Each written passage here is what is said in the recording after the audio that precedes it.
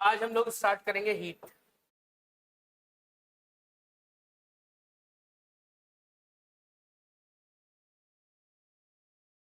तो ऊष्मा क्या है?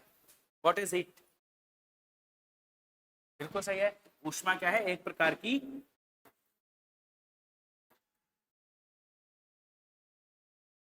ऊर्जा है। ऊष्मा एक प्रकार की ऊर्जा। फिर इसके बाद पूछा जाता है ऊष्मा क्या करती है? एक स्थान से दूसरे स्थान पर चली जाती है। तो ऊष्मा जब एक स्थान से दूसरे स्थान पर जाती है तो किस विधि द्वारा जाती है, या कितने तरीकों से ऊष्मा एक स्थान से दूसरे स्थान पर जा सकती है? तो यानी कि ऊष्मा स्थानांतरण की विधियां।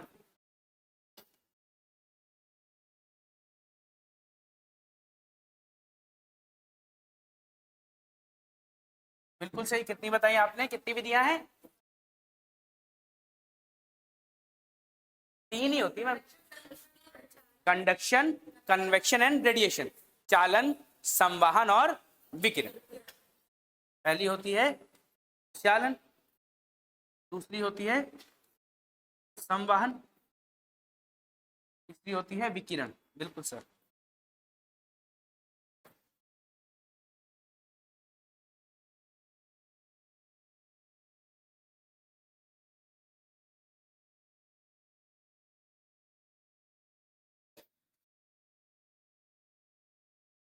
कंडक्शन, कन्वेक्शन एंड रेडिएशन, ये क्या है?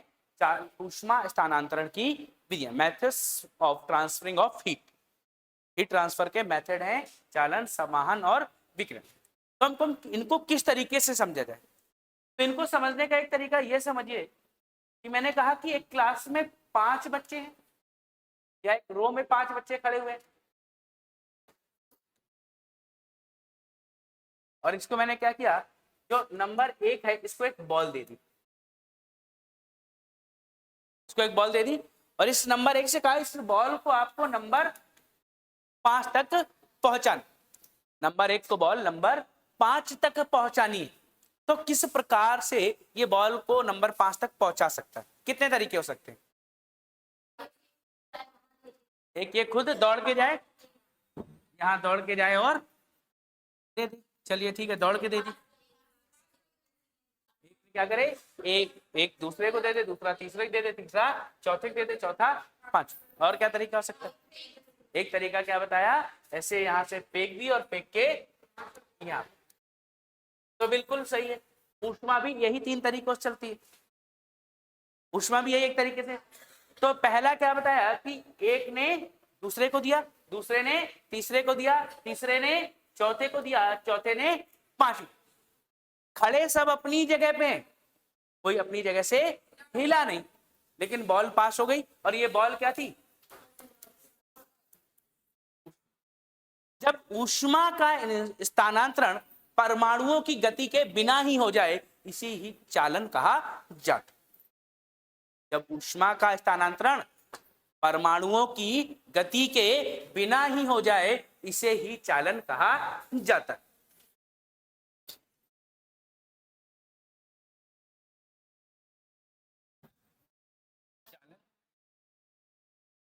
जब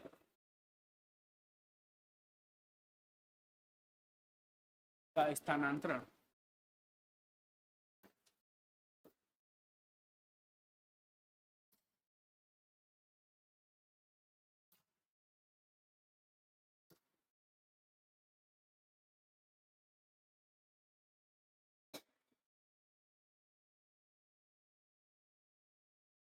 जब ऊष्मा का स्थानांतरण परमाणुओं के गति के बिना ही हो जाए, इसे ही संचालन कहते, इसे चालन कहते। क्लियर? चालन, चालन कहां कहां हो सकता है? चालन आपका ठोस में हो सकता है, द्रव और गैसों में नहीं हो सकता है। हो सकता है, बट ध्यान रखिए ठोसों में सबसे अच्छा होता है। अगर पूछा चालन सबसे अच्छा कहां होगा, तो ठोसों में सबसे अच्छा होता है। चालन ठोस में सबसे अच्छा होता है। और ऊष्मा हमेशा किधर से किधर चलेगी? उच्च ताप से निम्न, या निम्न से उच्च की ओर? उच्च से निम्न की ओर, ऊष्मा हमेशा उच्च ताप से निम्न ताप की ओर चलती। याद रखिए, हाई टेम्परेचर से लो टेम्परेचर। भाई आप लोगों ने एक प्रैक्टिकल पढ़ा होगा स्कूल में कि एक रॉड है लोहे की और उसके नीचे कैंडल रखी गई है, और जब कैंडल गर्म होती तो क्या होता था, आगे से गर्म होना, सॉरी ये रॉड गर्म होगी तो आगे से गर्म होना शुरू करती थी और पीछे की ओर गर्म होना जाती थी, आगे से गर्म होना शुरू करती थी पीछे। तो गर्म हिस्सा ज्यादा गर्म वाला कहां पर है, आगे, क्योंकि ऊष्मा कहां मिल रही थी, अगले हिस्से में, और धीरे धीरे जा कहां रही थी, ठंडे की ओर। यानी कि गर्म वाले से ठंडे की ओर करती है, यानी कि उच्च ताप से निम्न ताप की ओर ऊष्मा चली, ऊष्मा सदैव उच्च ताप से निम्न ताप की ओर चलती। फिर दूसरा उदाहरण मैंने क्या बताया था आपको, कन्वेक्शन यानी कि संवहन। तो संवहन क्या बताया, संवहन के लिए मैंने क्या बताया था कि ये व्यक्ति गया दौड़कर 5वें नंबर को बॉल दिया, यानी कि क्या कर रहा है, वास्तविक रूप से गति कर रहा है। या इसका एक उदाहरण और समझे तो आपको पता है, आप लोग घरों में पानी गर्म करते हैं, चाय तो बनती है कम से कम, और जब पानी गर्म करते हैं तो पानी क्या करेगा, जैसे ही पानी को तापमान मिलता है तो किसी चीज को भी गर्म करने पर उसमें क्या होता है, प्रसार होता है, यानी कि एक्सपेंशन। और प्रसार होते ही वो हल्का हो गया। भाई कोई चीज क्या है, एक किलो का बाट एक जगह रखा गया तो उसका भार बहुत ज्यादा है, उसको 1000 टुकड़ों में बांट दिया जाए, ढेर सारा हो गया, अब उसको उठाने में हल्का लगे। तो इसी तरीके से यहां भी है कि जब कोई चीज गर्म होती है तो उनमें प्रसार होता है, प्रसार होता है तो हल्की हो जाती है। और हल्की चीजें तैरती हैं डूबती है, तैरती है ना, हल्की चीजें तैरती हैं। तो यहाँ पे भी ऐसा ही होता है कि पानी नीचे से गर्म होता है, गर्म होके हल्का हुआ, और हल्का होने के बाद ऊपर की ओर चला, ऊपर की ओर चला गया। और यहाँ पे क्या था, यहाँ ठंडा पानी जो भरा हुआ था, ठंडा पानी का वजन ज्यादा होता है, ज्यादा होता है तो वो नीचे की ओर रहता है। भाई वो भारी है और भारी चीज डूब जाती है, भारी चीज डूब जाती है और हल्की चीजें ऊपर जाती। अब इसकी वजह से क्या होता है कि जब ये यहाँ से खाली स्थान, जब ये ऊपर की ओर गया तो यहाँ खाली स्थान बनाए, और खाली स्थान बनाए तो जल हमेशा उच्च दाब से निम्न दाब की ओर बढ़ता। तो ये भी क्या हो जाएगा, कुछ इस तरीके से एक चक्र बन, या इसी को कहा जाता है कन्वेक्शन साइकिल, संवहन चक्र। संवहन चक्र कुछ इस तरीके से कई बार लोग 2 चक्रों से दिखा देते हैं।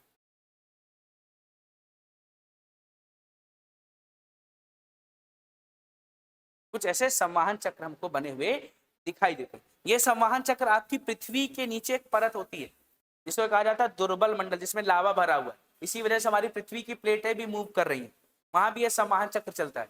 लेकिन हमें फिलहाल संवहन क्या पढ़ना है कि यहाँ पानी के अणु गर्म हुए, गर्म होने के बाद वो ऊपर की ओर आ गए, और ठंडे वाले अणु भारी थे इसलिए वो नीचे आ गए। और यहाँ ऊष्मा का स्थानांतरण कैसे हो रहा है, अणुओं की वास्तविक गति द्वारा।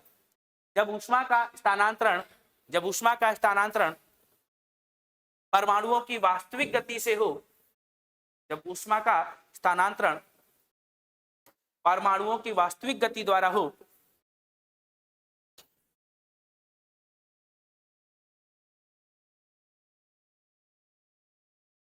परमाणुओं की वास्तविक गति द्वारा हो, तो उसे संवहन कहा जाता है, उसे संवहन कहा जाता है। और संवहन सबसे अच्छा कहाँ होगा, द्रव और गैसों में, द्रव और गैसों में सबसे श्रेष्ठ होता है। संवहन सबसे अच्छा द्रव और गैसों में।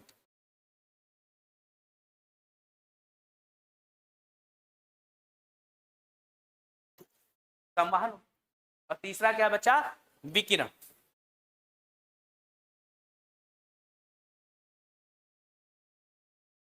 विकिरण तो याद है इसने क्या किया, ए ने बॉल फेंकी, 5वें नंबर ने कैच कर ली। ऐसे ही हमारे पास सूर्य है, सूर्य प्रकाश को फेंक देता है, ऊष्मा फेंक देता है और पृथ्वी कैच कर लेती है। सूर्य फेंकता है, पृथ्वी कैच कर लेती है। बीच में कोई था क्या इनके बीच में, इनके बीच में कुछ भी नहीं है। और है भी तो सूर्य के प्रकाश के लिए वायुमंडल पारदर्शी होता है। बताया था क्या मैंने कि कभी भी अगर हमारे नीचे पृथ्वी ना होती तो हमें कभी गर्मी नहीं लगती, चाहे सूर्य थोड़ा सरक के नीचे भी आ जाता। सूर्य अगर थोड़ा सा नजदीक भी आ जाता तो भी हमें सूर्य के प्रकाश से कोई प्रभाव सीधे नहीं पड़ता है। बेसिकली होता है कि हमारे सूर्य से जो ऊष्मा आती है वो आती है शॉर्ट वेव यानी कि लघु तरंगों, और हमारे वायुमंडल में इतनी क्षमता नहीं है कि वो लघु तरंगों को रोक सके। तो करता क्या है, सूर्य से तापमान आता है, हमारी पृथ्वी अवशोषित कर लेती है, और इस पृथ्वी से फिर वो तापमान क्या होता है, जैसे नहीं भगोने गर्म होते तो उनके आसपास हाथ लगाओ तो गरम गरम महसूस होता है, क्यों? क्योंकि उस भगोने से ऊष्मा निकल रही। ऐसे जब हमारी पृथ्वी गर्म हो जाती है तो पृथ्वी भी ऊष्मा छोड़ना शुरू, लेकिन जब पृथ्वी से यही ऊष्मा निकलती है तो ये निकलती दीर्घ तरंगों में। अब हमारे वायुमंडल में गैस है कार्बन डाइऑक्साइड, और ये कार्बन डाइऑक्साइड इन दीर्घ तरंगों को अपने पास होल्ड करने में सक्षम होती है। जितनी ज्यादा कार्बन डाइऑक्साइड होगी उतना ज्यादा आपका पृथ्वी का तापमान, अगर 1 ट्रिलियन अगर कार्बन डाइऑक्साइड बढ़ जाती है तो हमारी पृथ्वी का तापमान 0.25 डिग्री सेल्सियस बढ़ जाता है। इतना अंतर, इतना ज्यादा प्रभाव करती है इनको। इसीलिए कहते हैं कार्बन डाइऑक्साइड के एमिशन पे हमें रोक लगानी चाहिए। फिलहाल तो विकिरण भी कैसे चलता है, हाँ थोड़ा बहुत पास आ जाए, ऐसा नहीं बिल्कुल पास नहीं जा सकते क्योंकि चीजें जल जाती हैं उसमें, हाँ लेकिन जनरली गर्मी नहीं लगेगी हमें। हमें भूस्थैतिक विकिरण के कारण गर्मी लगती है। तीसरा हमने क्या पढ़ा, विकिरण। विकिरण क्या है, जब ऊष्मा का स्थानांतरण बिना किसी माध्यम के हो जाए, जब ऊष्मा का स्थानांतरण बिना किसी माध्यम के हो जाए,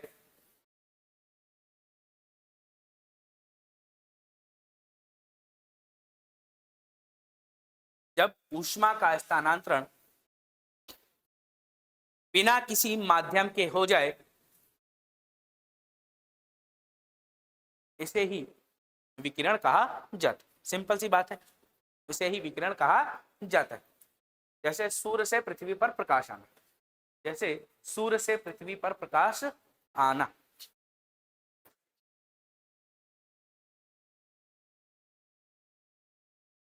तो ये तो बेसिक इंफॉर्मेशन थी। अब हमें क्या है, हमें ऊष्मा को नापना है, और ऊष्मा को नापने के लिए हम क्या करते हैं, अलग अलग पैमानों पर, अरे भाई प्रकाश या ऊष्मा, प्रकाश एक प्रकार की ऊर्जा है ना, तो वो एब्जॉर्ब होती है तो ऊष्मा के रूप में आती है। फिर अगला मैंने क्या बताया आपको कि आपने ये सब पढ़ लिया, अब हमें क्या ऊष्मा को नापना है, और ऊष्मा को नापने के लिए किसका प्रयोग करते हैं हम, अलग अलग, जरूरी नहीं थर्मामीटर है, अलग अलग स्केल्स का हम यूज करते, अलग अलग पैमाने प्रयोग किए जाते हैं। और ये पैमाने कौन कौन से हो सकते हैं, एक तो आप पढ़ते हैं सेल्सियस, ऐसे एक तो हमने बता दिया आपको सेल्सियस, दूसरा क्या बताया आपने,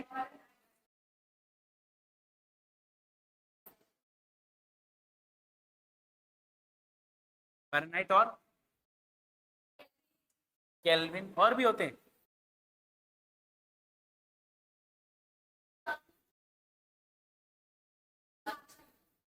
जूल कैलोरी में नापा जाता है, जूल कैलोरी। और क्या है, दो और होते हैं तापमान के लिए, एक होता है आपका रैंकाइन, शायद पहली बार आप सुन रहे हो, और एक और होता है जिसे बोलते हैं रीमर, रैंकाइन और रीमर। इनके नाम देखने हैं, इनके स्केल के बारे में नहीं बताएंगे, ठीक है, आपको बस इतना पता है ये दो स्केल और भी होते हैं दुनिया में जिनका काम ऊष्मा को, क्या, अरे मैम बिल्कुल अभी परेशान क्यों है, मेरा चैप्टर स्टार्ट हुआ, जब मेरा चैप्टर खत्म हो जाए तब आपको लगे कि अभी कुछ रह गया है तो पूछ लीजिएगा किसी भी चैप्टर में। रैंकाइन, रीमर, ठीक है, तो हम इनके स्केलों की बात कर लें। Rankine, Celsius, Fahrenheit, kelvin, Rankine and reamer, हमें इसमें 3 स्केलों की बात करनी। तो जो पहला स्केल हम पढ़ते वो कौन सा है आपका, सेल्सियस, और दूसरा स्केल हम देखेंगे इसी में आपका हो जाएगा फ़ारेनहाइट, और तीसरा हो जाएगा आपका केल्विन।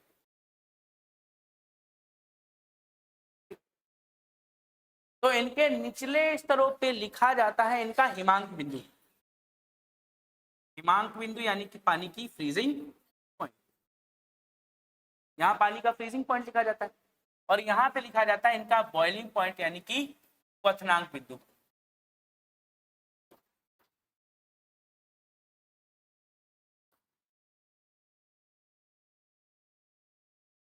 क्वथनांक बिंदु यानी कि वह तापमान जिस पे पानी जमने लगे, वह तापमान जिस पे पानी उबलने लगे यानी कि खौलने लगे। तो दोनों तापमान आपको बता दिया, एक तो हिमांक बिंदु है, दूसरा क्वथनांक बिंदु। तो अगर सेल्सियस स्केल पे देखा जाए तो जो आपका हिमांक बिंदु होता है वो होता है 0 डिग्री सेल्सियस, और जो आपका क्वथनांक बिंदु होता है वो होता है हिमांक बिंदु, इसमें कितना होगा फ़ारेनहाइट में 32 फ़ारेनहाइट, और क्वथनांक होता है 212। और केल्विन में बात की जाए तो केल्विन में होता है 273.15, 273.15 केल्विन से लेके 373.15। ठीक है, ये बात क्लियर है। ठीक है, ये फ्रीजिंग और बॉइलिंग। अब इन्हीं से सर हमारे सारे फॉर्मूले निकल आते हैं। हमारे कौन कौन सा स्केल है? तो सेल्सियस स्केल है, दूसरा फ़ारेनहाइट स्केल है, तीसरा केल्विन। आराम से नोट करिए मैम। ठीक है, एक तो सेल्सियस स्केल है, दूसरा फ़ारेनहाइट स्केल है, तीसरा केल्विन स्केल। तीनों स्केल आपको दिखाई दे रहे हैं बहुत अच्छे से। अब सर देखिए सेल्सियस में मिनिमम फ्रीजिंग पॉइंट क्या था? तो सेल्सियस -0। ठीक, और फ्रीजिंग पॉइंट और बॉइलिंग पॉइंट के बीच का अंतर 0 से 100 तक का अंतर कितना हो जाएगा? 100। तो बटे, फिर आपको फ़ारेनहाइट दिख रहा है, तो फ़ारेनहाइट का फ्रीजिंग पॉइंट क्या है? 32। F माइनस 32 और 212 का अंतर 180, 180 आ रहा है। फिर तीसरा आपको क्या दिख रहा है? केल्विन। केल्विन में मिनिमम कितना है? 273.15 है, और दोनों का अंतर 100। बस हो गया सर।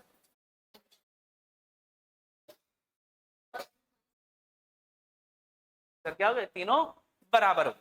अब आपको जब भी जिसकी आवश्यकता हो, दो को उठा के बराबर कर लीजिए। यहां से आप चाहें तो 0 हटा सकते हैं, 0 हमारे किसी काम का नहीं है, वो बस लिखना था, सभी को बारे में जानना था, तो हमें वहां 0 पे लिख रहे।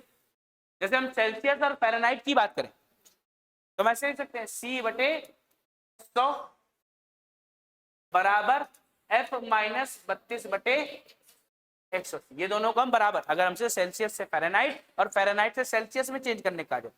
अच्छा, हम इसको शॉर्ट कर सकते हैं क्या? कर सकते हैं। क्या करेंगे? 20 से भाग दे दो, 25, 20 पंचे 100 और 29 जा 180। ये बात क्लियर? तो हम इसको ऐसे लिख दें C बराबर 5/9 F माइनस 32। इसमें कोई समस्या? सेल्सियस से फ़ारेनहाइट करने में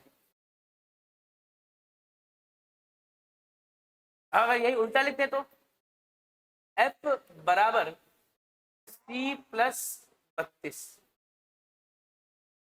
ब्रैकेट में 9/5।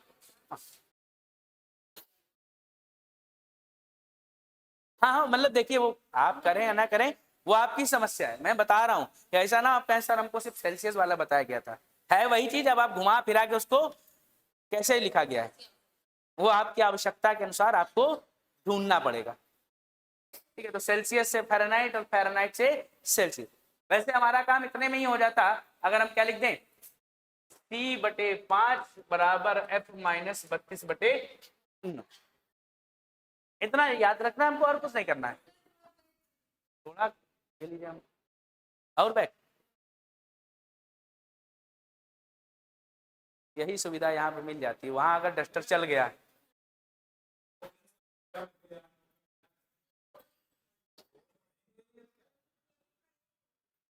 धरना दे देंगे। हाँ, लास्ट लास्ट पढ़ सकते हैं बिल्कुल। लास्ट क्लास में आ जाइए, कोई दिक्कत नहीं, खाली रहती। हाँ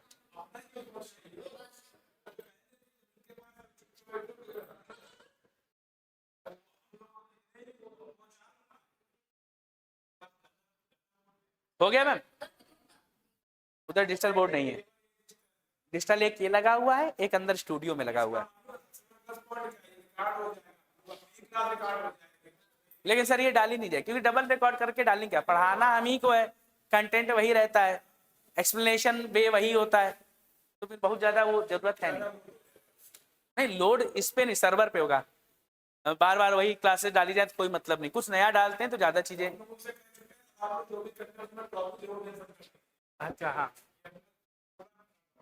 ठीक, तो ये सब समझ में आ गया, C/5 बराबर F-32/9।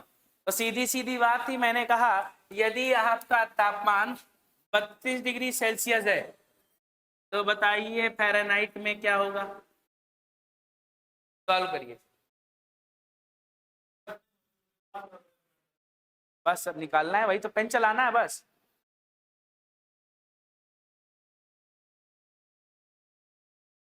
हाँ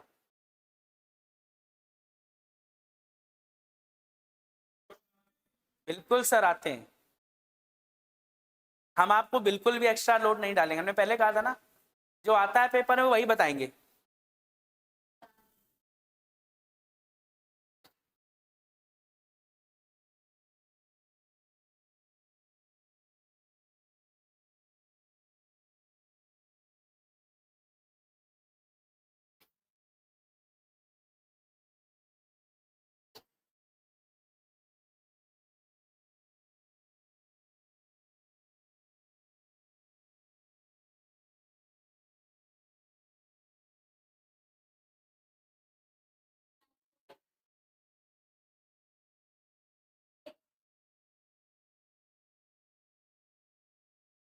एट्टी 89.6 मैम, पता नहीं मुझे,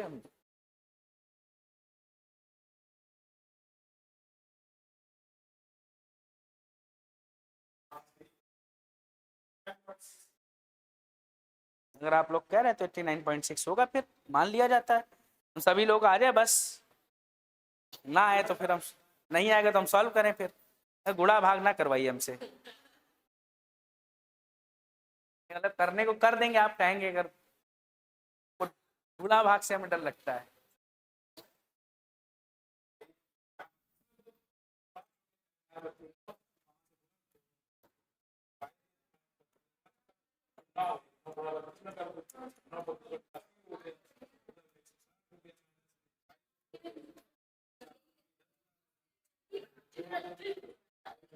मैम आधे लोग इस बात से बेहोश हो जाते हैं, मैम बहुत सारा कंटेंट होना अच्छी बात नहीं है, कई बार लोगों को समझ नहीं आता है, तो जिसको समझ में आ रहा है उसको तो खूब मजा आ रहा है, अब क्लास में जिसको नहीं समझ में आ रहा है वो क्या करे बेचारा।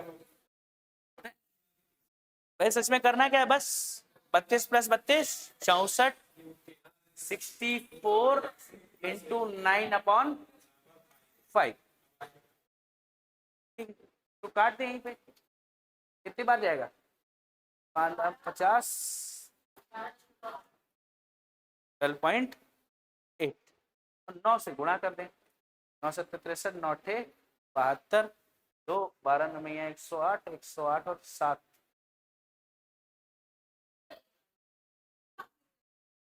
कुछ गड़बड़ कर दिया हमने।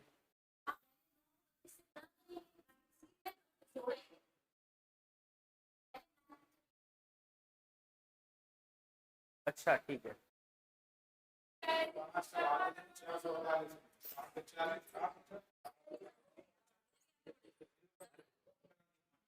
सबका आया है, ठीक कर रहा हूँ।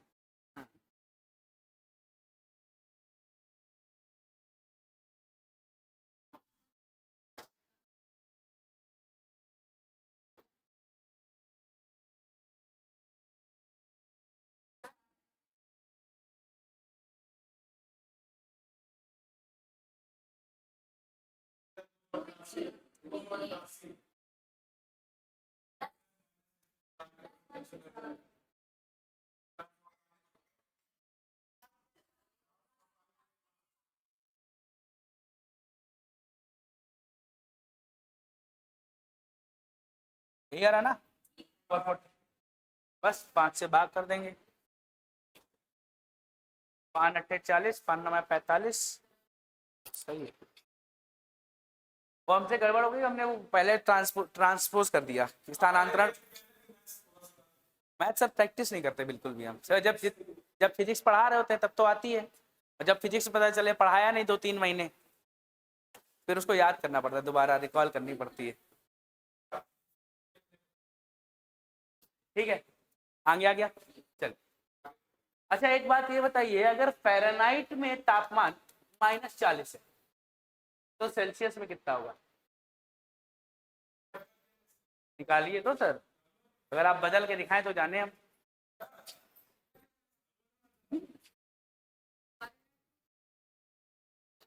सेल्सियस में, हाँ फार्मूला वही रहेगा, बस वैल्यूज तो पुट करनी है आपको, फार्मूला नहीं बदलता है बस।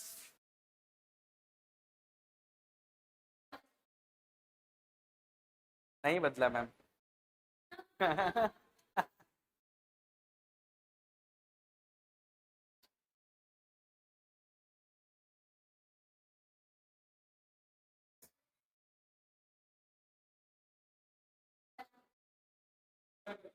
अरे मैम आ जाएगी, 2 ही तो सवाल है तो मैनेज हो जाएगा।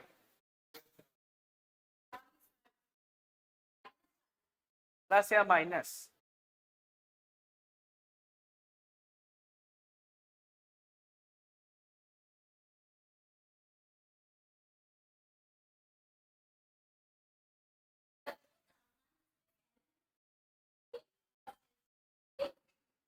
हाँ ये वही तापमान है, बिल्कुल सही। क्या मैम नहीं आया? आ गया माइनस, माइनस, माइनस कहाँ गया? माइनस को नहीं छोड़ना है कहीं भी, -7 लेके चलना है। नहीं होगा, सेल्सियस और फ़ारेनहाइट -40 पे बराबर होते हैं, इसीलिए मैंने कहा था सर बदल के दिखाइए, बदलेगा ही नहीं ये नोट डाल के लिख लीजिए, बिल्कुल लिखिए, सेल्सियस और फ़ारेनहाइट -40 पर समान ताप दर्शाते हैं। सेल्सियस और फ़ारेनहाइट पैमाने -40 पर समान तापमान दर्शाते हैं। मैम इसलिए होता ना कि आपको ये लाइन नहीं याद रही, तब आप क्या करेंगे, और वहां आके होता क्या कि एक बार आपने कैलकुलेट किया, दोबारा -40 आएगा तो आप पे कॉन्फिडेंस है कि अच्छा हाँ ऐसा हुआ था। अगर वो हुआ नहीं तो आपको लगेगा अरे -40 कैसे आ रहा है, गड़बड़ हो रहा है। फिर वो जब कॉन्फिडेंस नहीं बिल्ड होता तो वो गड़बड़ कर जाता है फिर वहां पे मामला। फिर आप -40 छोड़ के कुछ भी लगा के आओ तो -40 नहीं लगाओगे।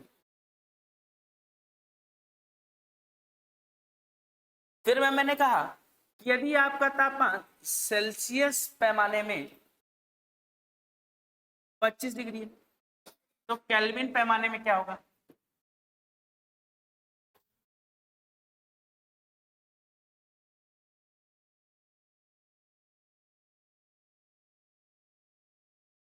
बिल्कुल लगेगा सर, इस बार सेल्सियस और केल्विन वाले बराबर करने, बस आपको क्या करना है, T/100 बराबर K-273.15 बटे 100, 100 से 100 कट जाएगा, अब बचाएगा आपका सेल्सियस का फॉर्मूला, जल्दी इतना ही बस पढ़ते हैं, C बराबर K-273.15।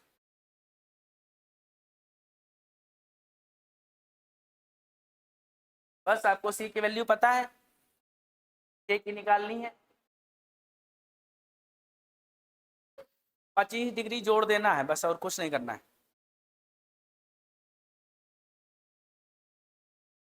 298.15।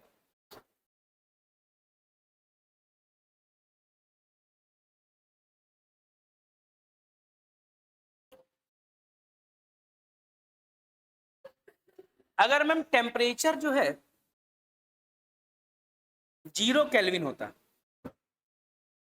टेम्परेचर 0 केल्विन होगा तो सेल्सियस में कितना आएगा? माइनस। सिंपल सी बात यही है, अगर वो 0 केल्विन है तो सेल्सियस में क्या आएगा? -273.15। कुछ कर रहे ही कहा था यहाँ, भाई के की वैल्यू 0 रख दी और 0 लग गया तो बचा ही क्या हमारे पास, -273.15 ही तो बचा था। सी बराबर -273.15। और मैम इसी को कहा जाता है परम शून्य ताप, एब्सोल्यूट जीरो टेम्परेचर, 0 केल्विन या -273.15 डिग्री सेल्सियस। 0 केल्विन या -273.15 डिग्री सेल्सियस। 0 केल्विन पे या तो 0 केल्विन लिखाओ या लिखाओ -273.15 डिग्री सेल्सियस। क्या कोई इसको फ़ारेनहाइट में चेंज करेगा? -273.15 को फ़ारेनहाइट में, अरे सर वो भी वहीं आएगा सर, ऐड होगा परम शून्य ताप।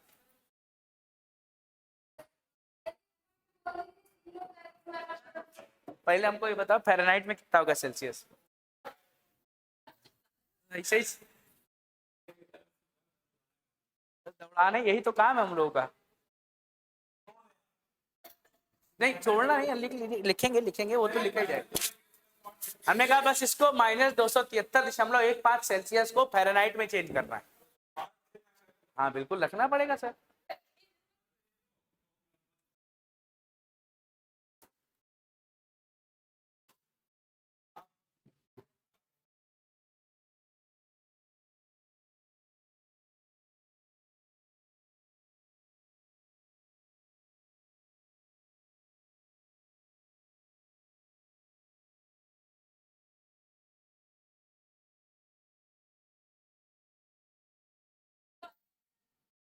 जीरो आ जाएगा, हम सेल्सियस को फ़ारेनहाइट में करना था।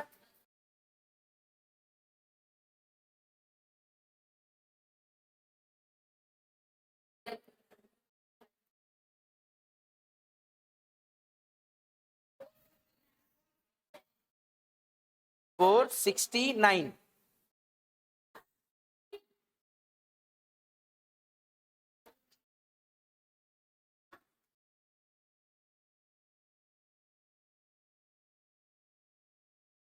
बिल्कुल सही है। या तो आता है 459.67 या सीधे सीधे इसको राउंड ऑफ करके 460 फ़ारेनहाइट कहा जाता है। और ये तीनों तापमान को ही हम कहते हैं परम शून्य ताप। परम शून्य ताप यानी एब्सोल्यूट जीरो टेम्परेचर, चाहे वो सेल्सियस में लिखा हो, चाहे वो केल्विन में लिखा हो, चाहे फ़ारेनहाइट में लिखा हो, हर बार वैल्यूज तो चेंज हो रही है। भाई वैल्यूज चेंज होंगी तो उसका स्केल के हिसाब से उसकी वैल्यू आ जाती है। भाई केल्विन में है तो 0 रहेगा, सेल्सियस में है तो -273.15 रहेगा, और फ़ारेनहाइट में है तो -460।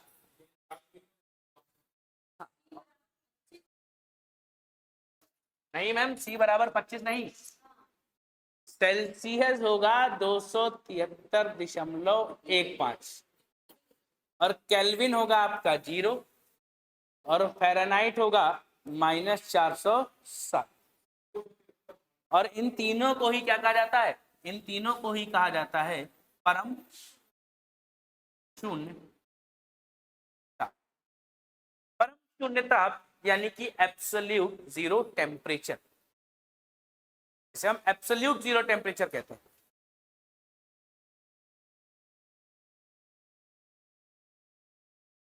और एब्सोल्यूट जीरो टेम्परेचर अगर कभी दुनिया में आ जाए तो सब कुछ जम जाएगा, यानी कि ऊर्जा का स्वरूप ही नहीं बचेगा। बिकॉज एक थ्योरी है आइंस्टाइन की रिलेटिविटी थ्योरी, उस इक्वेशन का नाम होता है E इक्वल्स टू mc²।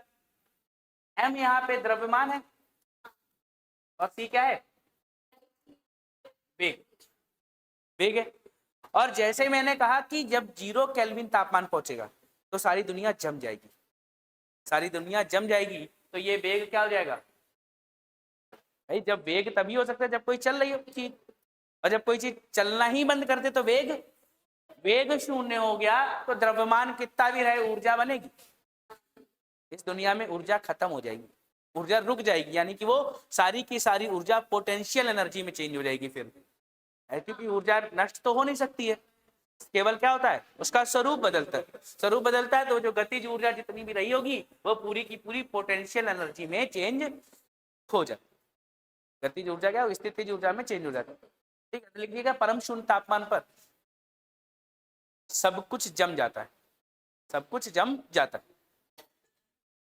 परम शून्य तापमान पर सब कुछ जम जाता है।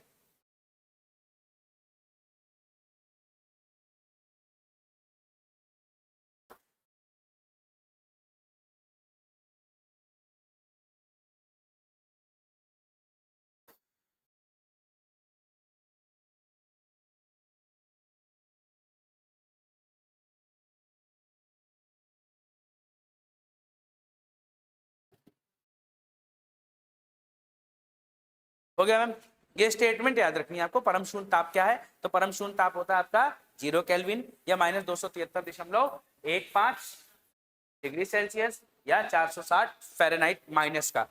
ये क्या है, ये आपके परम शून्य ताप होते हैं, इस पर सारी दुनिया जम। अच्छा, क्या आपका फ़ारेनहाइट केल्विन में चेंज हो सकता है? फ़ारेनहाइट केल्विन में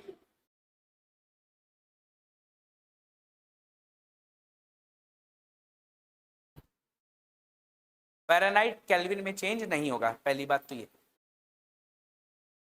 मत करिए मैम। फ़ारेनहाइट केल्विन में चेंज नहीं होता है, पहली बात तो ये। दूसरी चीज क्या है, यदि मैं कहूं किसी चीज से, एक क्वेश्चन है कि आपको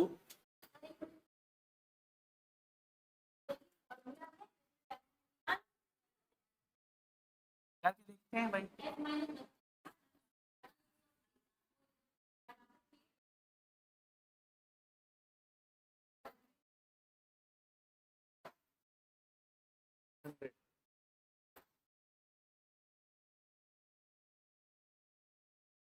फ़ारेनहाइट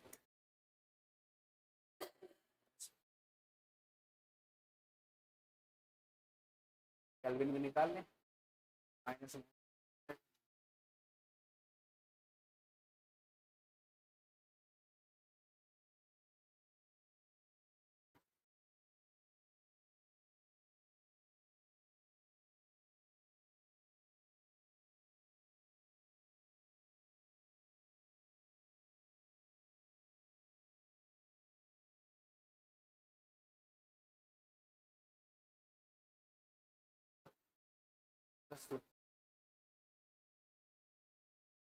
हाँ मैम करिए जरा।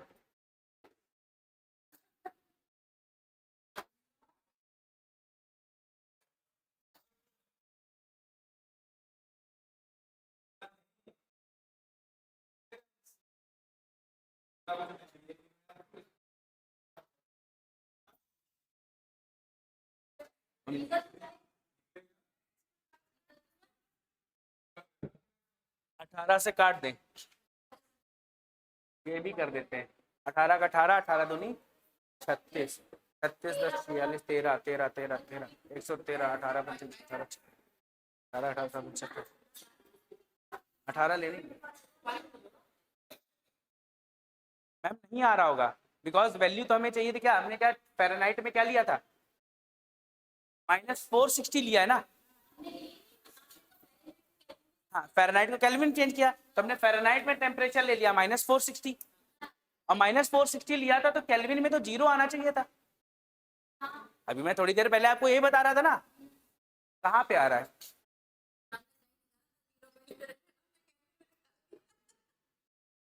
है ना, नहीं आता, इसीलिए भाई यहाँ पे कैलकुलेशन में कर रहा हूँ भाई। अगर हम इसको काट के जोड़ेंगे तो 273 तो हमें प्लस का ही मिल रहा है ना, माइनस का मिल रहा है क्या,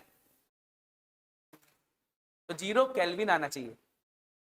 0 केल्विन तो आएगा नहीं, नहीं कर सकते हैं फ़ारेनहाइट को केल्विन में, ये दोनों इंटरचेंज नहीं होते हैं, मैं आपको बता रहा हूँ। इसीलिए आपको अगर फ़ारेनहाइट से केल्विन मिलाना है तो पहले फ़ारेनहाइट को सेल्सियस में ले जाओ, फिर सेल्सियस को केल्विन में ले जाओ, तब हो सकता है। डायरेक्ट फ़ारेनहाइट और केल्विन कभी आपस में नहीं बदलते हैं, ठीक, इसलिए मैं इतना संघर्ष करवा रहा था। आप नहीं मान रहे तो मैंने ट्राई करके देख लें, ऐसा तो नहीं हम शायद गलत हो गए, ऐसा होता नहीं है, फिर भी आपकी संतुष्टि जरूरी है। हाँ, एक चीज और लिखनी है आपको कि जो आपका केल्विन पैमाना है, केल्विन पैमाना कभी भी नेगेटिव रीडिंग नहीं दर्शाता, यानी कि अगर आपको ऑप्शन दिए गए हों किसी भी तापमान को केल्विन में चेंज करना है और वहां ऑप्शन लिखे हो 3 केल्विन, 5 केल्विन, -4 केल्विन और 25 केल्विन, तो जैसे ही जहां पे माइनस लगा दिख जाए ये ऑप्शन कभी भी नहीं हो सकता, क्योंकि केल्विन पैमाना कभी नेगेटिव जाता ही नहीं है। केल्विन में न्यूनतम संभव तापमान आपको क्या बताया था, 0 बता दिया था। 0 से नीचे तापमान जाएगा नहीं, नीचे जब 0 से नीचे नहीं जा रहा है तो कभी नेगेटिव रीडिंग, तो कभी भी अगर ऐसे ऑप्शन दिख जाए जहां केल्विन में माइनस लगा हो तो चुपचाप ऐसे ऑप्शन को तो उठा के बाहर कर देना। मैं क्या बता रहा हूँ, सुना आपने ध्यान से, मैं एलिमिनेशन आपको बता रहा हूँ कि आपसे किसी तापमान के बारे में पूछा गया कि आपको x तापमान को केल्विन में चेंज करना है और केल्विन में चेंज करना, और कहीं भी अगर केल्विन के आगे माइनस लगा दिख जाए तो वो ऑप्शन अपने आप एलिमिनेट हो जाएगा। ये ट्रिक होती है, इसको बोलते हैं ट्रिक, नहीं तरीका बताते हैं कि आपको ऑप्शन हटाने, जब आपको पता है कि हमारे 2 ऑप्शन बच रहे हैं, 2 तो नहीं होंगे लेकिन 2 बच रहे हैं और 2 में से एक था नेगेटिव, तो नेगेटिव कभी केल्विन में होता नहीं, हम कैलकुलेट नहीं करेंगे, और केल्विन में जैसे हमने नेगेटिव हटा दिया तो हमारा आंसर आ जाएगा। या हो सकता है ऐसा कि जो 3 ऑप्शन नेगेटिव में दे देता और एक पॉजिटिव, तो तीनों नेगेटिव वाले हटा दो, जो पॉजिटिव है वो सीधा सीधा आंसर हो जाएगा। क्यों दुनिया भर की गणित लगानी है हमको, जहां हमें समय बचा सकते हैं वहां हमें समय बचा लेना है, यही कंपटीशन होता है और कुछ भी नहीं है। ना फिजिक्स तो सभी को आती है, मैथ सभी को आती है, लेकिन आगे वही निकलता है जिसको ज्यादा कम समय में ज्यादा कर पाता है वो।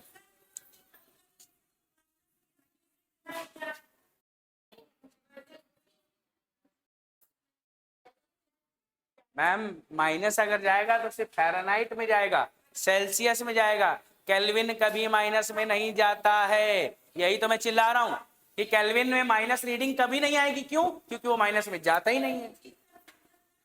हाँ हाँ, 0 पे ही परम शून्य ताप आ रहा है, सिंपल सी बात ये है।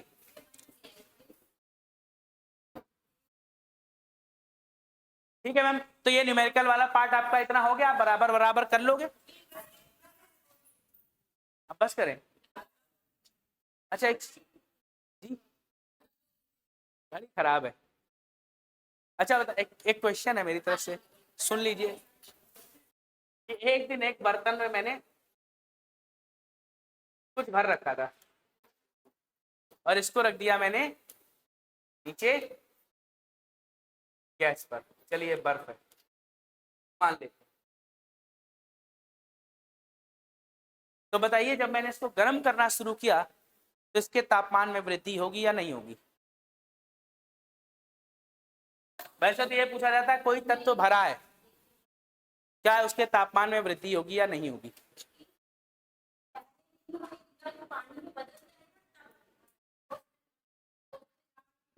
तो एक क्वेश्चन पूछा जाता है कि ऊष्मा देने पर क्या किसी वस्तु के तापमान में वृद्धि होती है या नहीं होती है?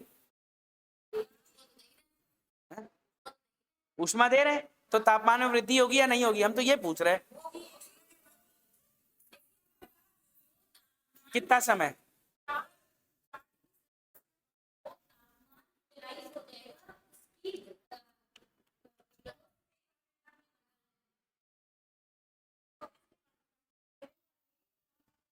हम चलिए हम देखते हैं, हम बात कर रहे हैं कि जो बर्फ है ये 0 डिग्री सेल्सियस पे, तब क्या होगा?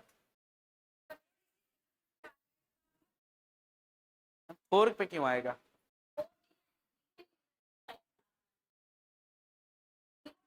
चलिए मैम विचार करिएगा, जाइए घर आराम से। है सर, एक्चुअली है क्या, वो अकेला कॉन्सेप्ट नहीं है, वो अकेला कॉन्सेप्ट नहीं है, उसके साथ 2-3 लोग और हैं। हाँ, वो संवेदी ऊष्मा, विशिष्ट ऊष्मा, गुप्त ऊष्मा, ये सब एक साथ चलते हैं। जी सर,